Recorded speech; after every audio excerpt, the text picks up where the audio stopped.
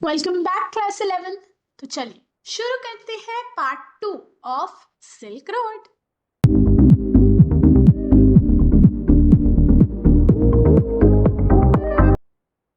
हाँ जी, क्या पढ़ा था हमने पार्ट 1 में?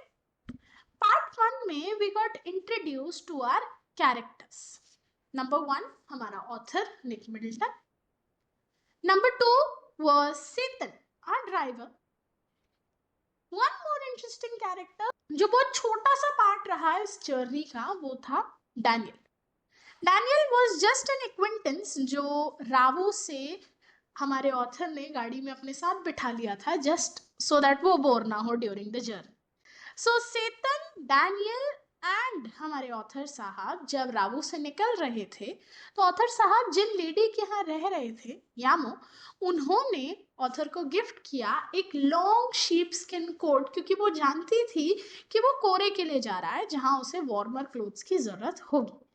एंड वो पहन के वो बिल्कुल उन पहाड़ियों जैसा द्रोग्बा लग रहा था, द्रोग्बा शीप हर्डर्स। तो जैसे उन्होंने अपनी जर्नी शुरू करी, उन्होंने बहुत ब्यूटीफुल सीनरीज देखी आसपास, तरह तरह के वाइल्ड एनिमल्स जो पहाड़ों पे पाए जाते, तिब्बतन मास्टिफ्स, वाइल्ड एसेस, क्यांग्स, उन्हें सब देखने को मिले रास्ते पर। फिर एक पॉइंट आया जहां रास्ता बहुत स्टीप था एंड जगह जगह स्नो के पैचेस। तो सेतन, ताकि आराम से गाड़ी चला ले, डैनियल एंड हमारे ऑथर ने डिसाइड किया कि वो गाड़ी से उतर के पैदल ऊपर तक आएंगे एंड रास्ते भर में जो स्नो पैचेस हैं उन्होंने जहां जहां पॉसिबल था वहां वहां से बर्फ से कवर कर दिया। एंड ऐसे करते करते करते करते वो पहुंचे पहले स्टॉप पे।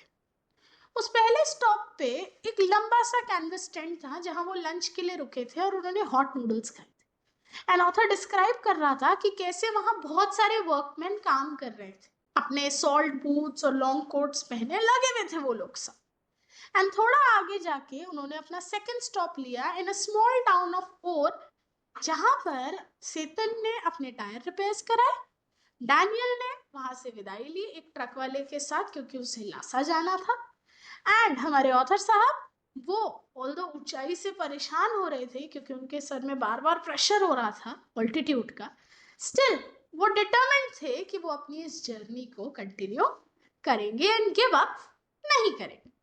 सो लेट्स सी आगे क्या हुआ। और जिस टाउन में थे वो कहते हैं it was a grim and miserable place. बड़ी बुरी हालत थी उस जगह की। देयर वाज नो वेजिटेशन, हरियाली के नाम पे वहां कुछ नहीं था, सिर्फ डस्ट एंड रॉक्स जो इधर उधर पड़ा था। और इतनी गंदगी, ओहो, जैसे सालों से किसी ने उसे साफ ना किया। बहुत बुरा लग रहा था उन्हें ये सब देख के, क्योंकि वो बैठे थे लेक मानसरोवर के पास, तिब्बत का सबसे बड़ा stretch of water. Ancient Hindu and Buddhist cosmology कहती है कि माउंट सरोवर सोर्स है 4 इंडियन रिवर्स का, इंडस, गंगा, सतलुज एंड ब्रह्मपुत्र। सो ये हमारी एक पिक्चर है ओर की, देख सकते हैं आप, काफी बुरी हालत है इसकी। खैर, वापस आते हैं हम मानसरोवर पे। मानसरोवर 4 इंडियन रिवर्स का सोर्स है, बट एक्चुअली सिर्फ एक ही है, सतलुज, जो एक्चुअली लेक से फ्लो होके इंडिया में पहुंच रही। बट बाकी सब रिवर्स का जो एक्चुअल पानी है वो माउंट कैलाश से होता हुआ ही आ रहा है। हम वहां से देख पा रहे थे माउंट कैलाश को एंड मैं बहुत खुश था कि बस हम कैसे अब आगे की जर्नी पूरी करें। पर हमें रुकना था। सेतन ने मुझे बोला कि मैं जाके और के इकलौते कैफे में चाय पी लूं एटलीस्ट। बाकी सारी बिल्डिंग्स की तरह टाउन में वो कैफे भी बहुत बुरी तरह बस बना रखा था।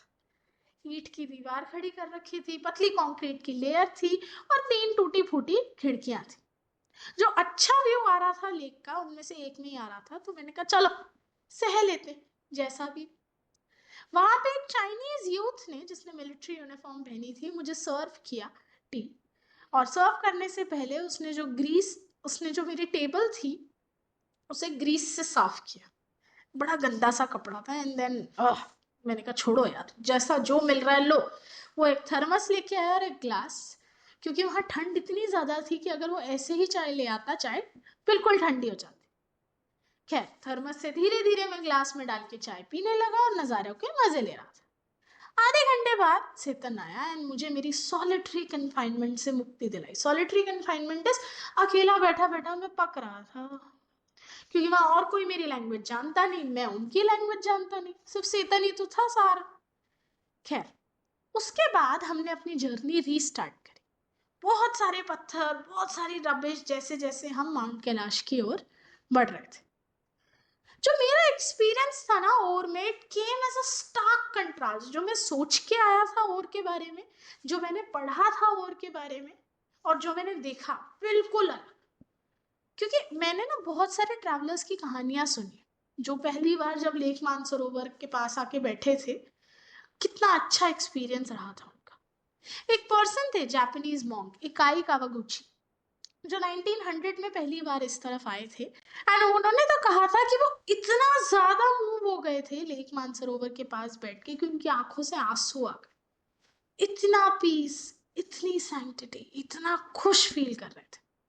फिर कुछ सालों बाद इन हैलोड वाटर्स का ऐसा ही एक सिमिलर इफेक्ट रहा स्वेन हेडिन पे, एक स्वेड इंसान, जो वैसे तो सेंटीड होते नहीं थे, बट जब वो इस लेक मानसरोवर के पास आके बैठे और इस नज़ारे को देखा, उन्हें बहुत ज़्यादा अच्छा फील हुआ और उनकी आंखों से आंसू आ गए कि धरती पे इतनी सुंदर भी कोई जगह है।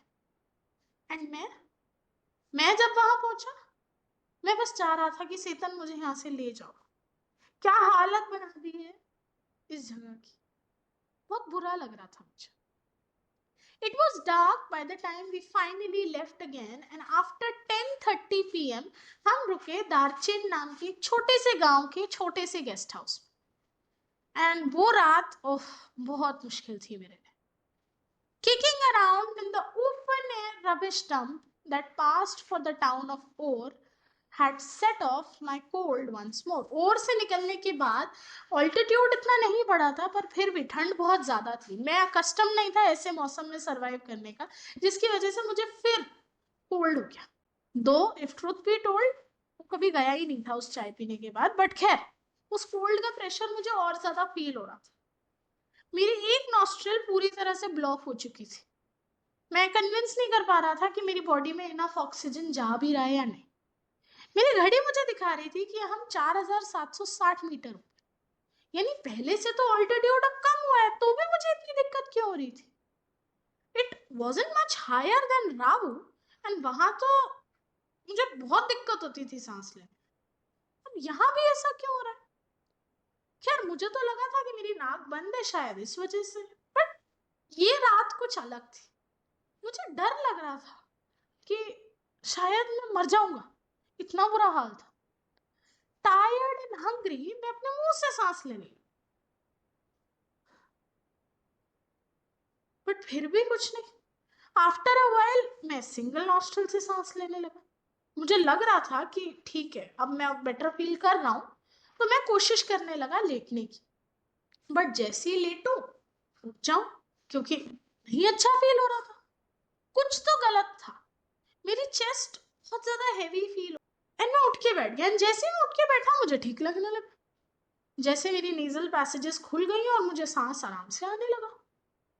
ये वियर्ड है, जैसे ही लेट रहा हूं सांस लेने में दिक्कत हो रही है, और उठ रहा हूं तो ठीक लग रहा है। मैं कहा चलो फिर ट्राई करते हैं, फिर वही हो। उस पॉइंट पे मैं बस बैठा रहना चाहता था, बट कुछ देर बाद मुझसे बैठा भी नहीं गया।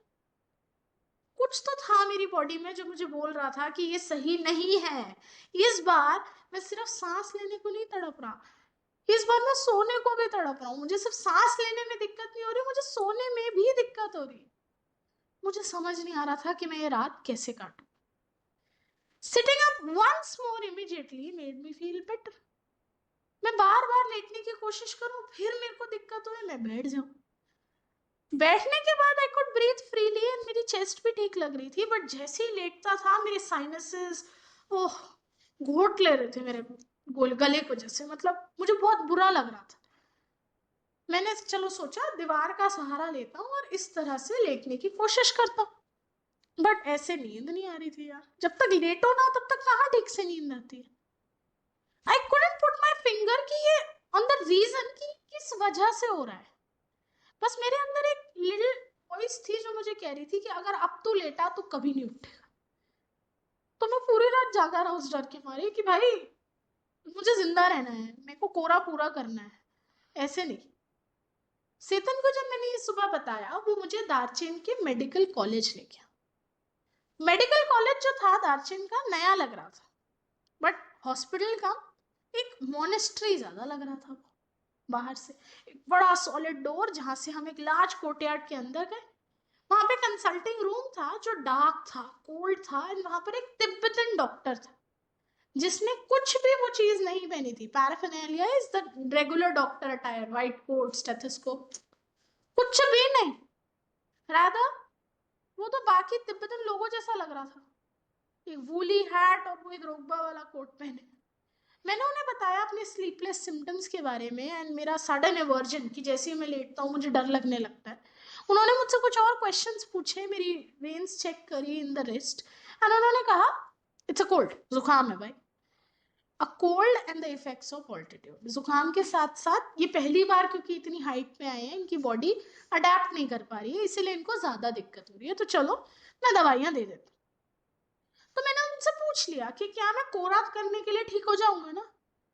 तो डॉक्टर ने कहा हाँ हाँ टेंशन मत लो, आप आराम से कोरा कर पाओगे, बस दवाइयां टाइम से। उफ, क्या क्या हो रहा है हमारे बेचारे ऑथर के साथ। जो सीनिक ब्यूटी एक्सपेक्ट करके आया वो नहीं मिली, सोने को नहीं मिला, चैन से सांस लेने को भी नहीं मिल रही, एंड अब डॉक्टर की दवाइयां ही मिल रही है बदले में। क्या इंटरेस्टिंग लाइफ है ना हमारे ऑथर की। सिंपल एक कोरा करने आया है, बट लाइफ भी उसके मजे ले रही है, तरह तरह के एक्सपीरियंसेस उसको दे रही है।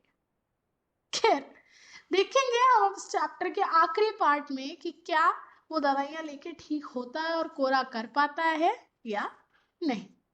मिलूंगी आपसे अगली वीडियो में, तब तक के लिए गुड बाय।